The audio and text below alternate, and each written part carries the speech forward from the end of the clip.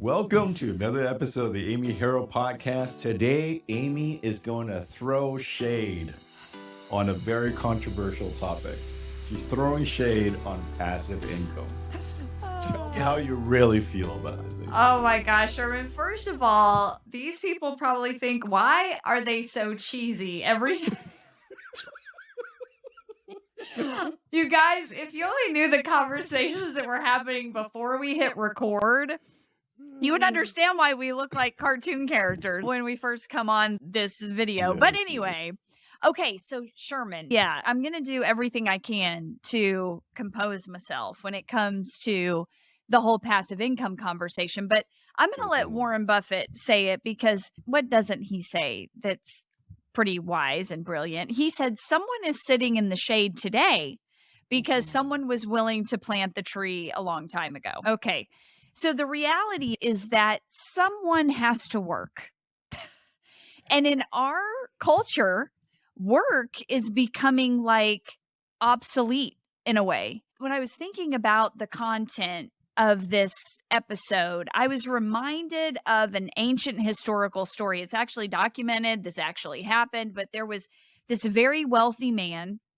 He had a ton of assets like land and livestock, multiple businesses, but this man had, Sherman collected things. He had sacrificed things to have all of this. As a result, he was able to afford a very large family. He was able to support many families that worked for him. His reputation preceded him in the community. People saw him as honorable and respectful. He took good care of his family and the people that worked for him. He was really prominent in the community.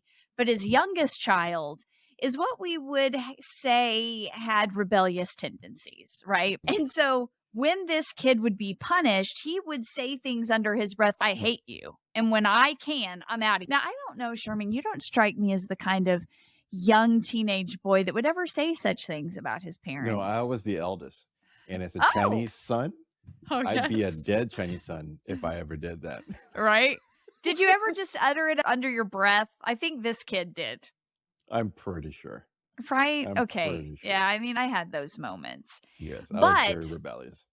Now, the day came for both of us when we could get out of the house. When did you finally move out?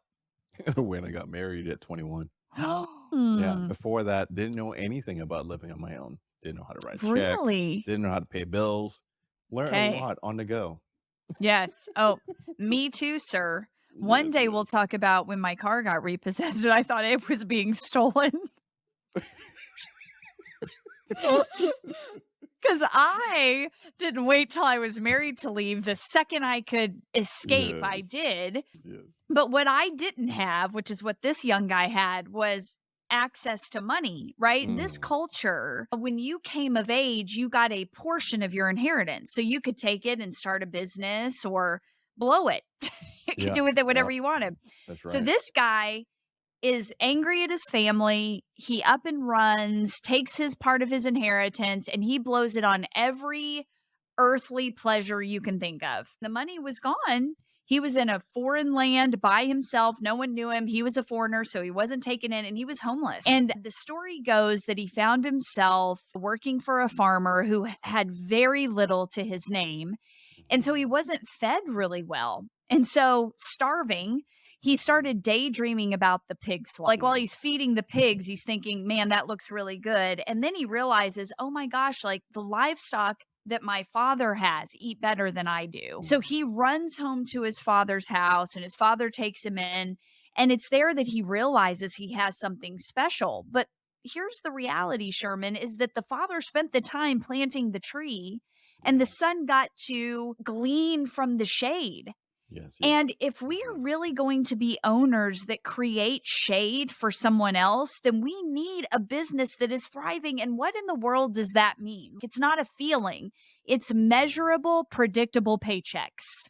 Like, how can we do something if we don't have anything? It's not possible. Then the second thing that we are able to measure is time freedom. I was able to take off weeks over the holidays and do whatever I wanted. I couldn't do that in year one. I had to work every second except when culture said everything is closed. But Oh, it's a this year, holiday today? yes, this year I had options, but it's taken me decades to get here. And the third way we really know that we are thriving owners is if other people are saying, my life is different because of your work. And those are the three ways we know that we are thriving and that we are actively planting. We are not sitting by idly and waiting for something to come to us. That's ultimately what passive income is. Okay. Tell me how you really feel I about know. this topic. I know. I haven't even started. So you had Oh, mentioned gosh. pre-show about the concept of awareness. How does that Yes. relate to this topic that we're talking Yeah. about? Yep. We launched a short series here with how do we take these essentials of neuroscience that help our brain groove in new learning lanes. They call it neuroplasticity, which really wakes your brain up. The feeling of vitality is real when you are actively grooving in new neural pathways. How do I know this? Because it is part of my daily routine. It's central to my child's development who lives with Down syndrome, and even my typical child that does not struggle with something that is imposed upon her genetically, but just That's right. sitting wrong way or holding her pencil the wrong way. When we start to do neuroplasticity work on her using these essentials, the first one was slowing down and this one is awareness. We find that something triggers and the brain comes awake in places that it was naturally sleeping, which as a business owner, this is the result of having a thriving business. When we are aware of what we do, how we do it, who we do it for, where we do it, why people are coming to us, then we can actually harness that information and duplicate it and create something that can last the long term. But if we're chasing after this idea of passive income, Sherman, we are not actually aware enough to be able to answer those questions that I just brought to our awareness. And this is why passive income is such a horrible mindset. A passive income, as most people define it, is this: I don't want to have to work. That's literally what they say. If you don't believe me, Gary Vaynerchuk, who has a massive platform about passive income and he's not favorable towards it, is doing an audience participation like a Q&A. And this guy stands up and he's, so how do I go from working to sitting on the beach in Mexico? And you could just see Vaynerchuk's whole disposition changing. He said, well, what do you mean by sitting on a beach in Mexico? He said, define for me passive income. He said, where I don't have to work anymore and I can do what I want, when I want, how I want. That is what most people believe as passive income. And they would even go as far as to say, honestly, I'd like to be sitting on the beach in Mexico and make more money. Sherman, we no longer live in an age where there's one or two of things. The internet has created this well of opportunity. It's awesome. And it's also dirty. And it's also a problem. But if the reality is there's not just one person that can do one or two things really well. In the 1900s, the early 1900s, late 1800s, there's 100,000 people that can do what I do and do it a lot better. So if I accept this idea that there is a magic bullet for passive income, guess what? I am literally going to adopt a passive approach to work, which is this. The definition of passive is accepting or allowing what happens or what others do without active response or resistance. Okay. Wow. Okay. Okay. Okay. The opposite of that, which is awareness, says that you have a concern about and well-informed interest in a particular situation or development. I would rather be concerned about something and have a well-informed interest about my work than just passively take whatever's coming to me and whoever is coming to me and wherever they're coming from, because I can't duplicate that. What happens when that stops and the money goes with it? So does my family and their needs. Okay. Okay.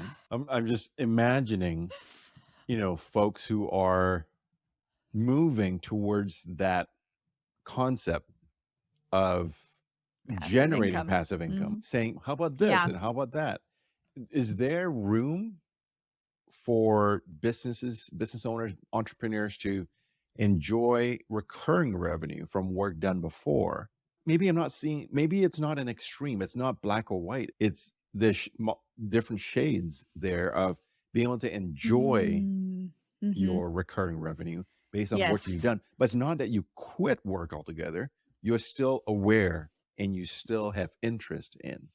And am I off Yes. And track so there, what or? you are describing is something like the nomad lifestyle of work. You don't fully stop working, you're still generating work, but the work might be done in different locations or at different times or in different seasons. Passive income says it's called mailbox money. So like Okay. insurance, people that have insurance agencies, That's right. something like that, but those people cannot just walk away. They've got to manage the Still staff. have a The staff staff, has to continue to offices, duplicate. Yep. yeah, You have keep up with real estate. regulations. Yeah, there is no passivity to mailbox money unless someone ahead of you in the chain of family planted a tree many decades ago that is still generating money. And we're going to talk about this in the next episode of how are millionaires and billionaires actually creating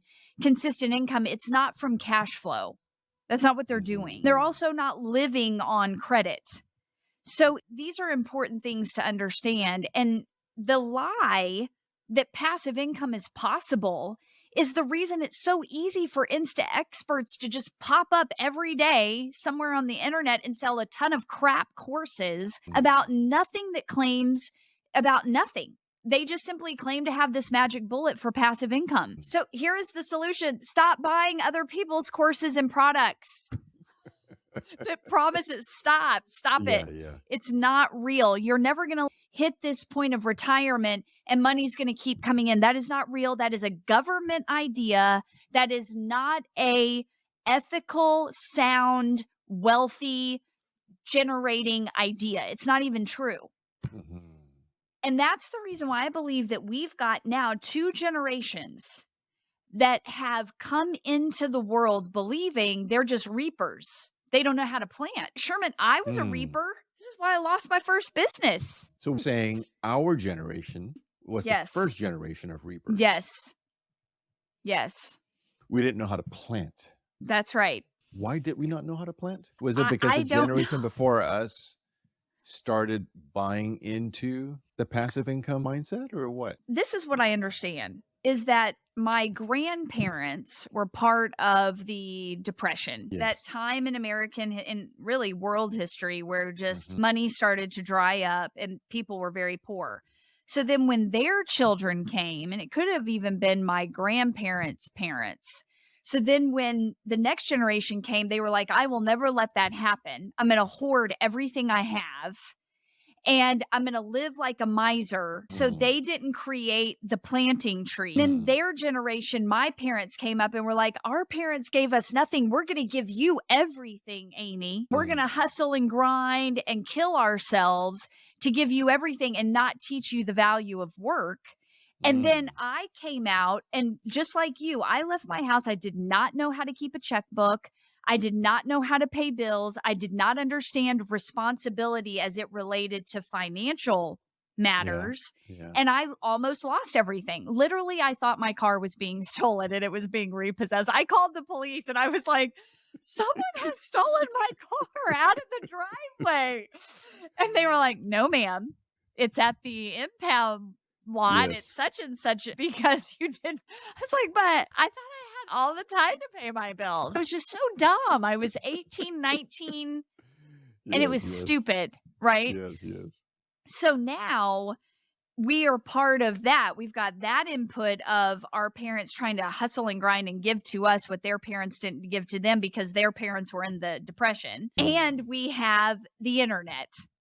That's right. Which makes us feel like we're so accomplished because we have 60,000 pieces of content coming at us today. Exactly. We got these flabby brains that are lying to us, and we keep buying people's $99 courses, $4.95 courses, believing this is it. This is the answer. It's garbage and it's not Yeah. true. I can see that. The big question is, what are we doing for our children's generation?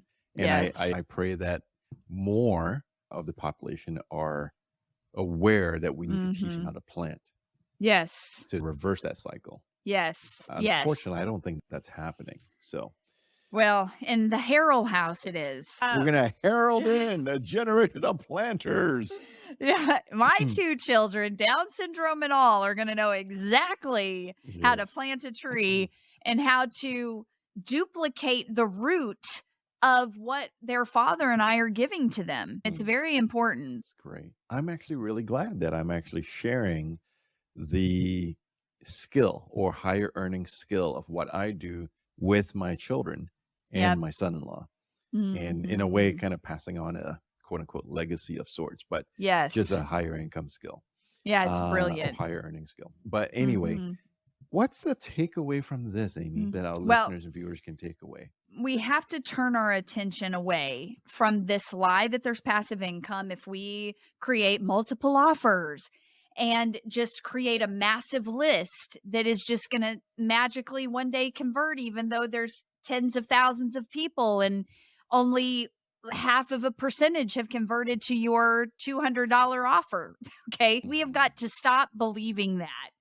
And we need to start to become aware of who are the people we serve well? What do they say that they like about the work that we do? Can we duplicate it? Do we want to duplicate it?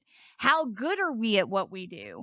What do we need to learn to make ourselves better at what we do? So in order to get that kind of focus and knowledge, because that's really what awareness is, it is a knowledge about what we are doing and how we are doing it and how well we are doing it. So the first thing that I would guide the audience to do, the first and only thing, no, do not go make a dream poster or write down all the things that you want to do when you make $100,000 in a month. No, don't do that. What I would guide you to do is write down everything that you hate to do. Sometimes it's an easier list to make. Yeah. Truly, like everything you hate to do. If you hate to do laundry, write it down. Just everything that you hate doing that you're just like, oh, if I never had to do that again, that would be a win for me. So just make that list, splatter it down. You're probably already thinking about it.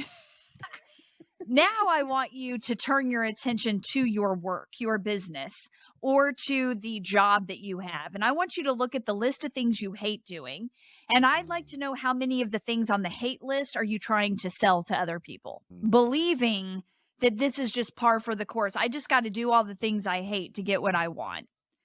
And there is some truth to that. But what most people are doing is they're selling the things they hate because it's what is getting some drippy, drabby money in the door because they don't have enough discipline to do what it takes to get the real money in the door. And so hating something, if you will stop doing these low-hanging hate things that you really despise, what you're going to find is that you get better at the things that you enjoy doing, that people find the highest value in and are willing to pay more money for. That's great. Okay. Say it another way. Summarize that last part. Yep. Okay. So if we do not stop doing what is making us the nickels and dimes, we will never have the capacity to focus on what brings us the dollar bills. And most of the time, the things that are bringing in the dollars and cents are not really things we enjoy doing. And quite frankly, are not really the things we're very good at. They're things that we can do fast and without a lot of thought or accountability. Okay, that's great. Thanks for sharing so much intel on this and throwing shade on passive income. I love that you love to throw shade on people's dreams and hopes.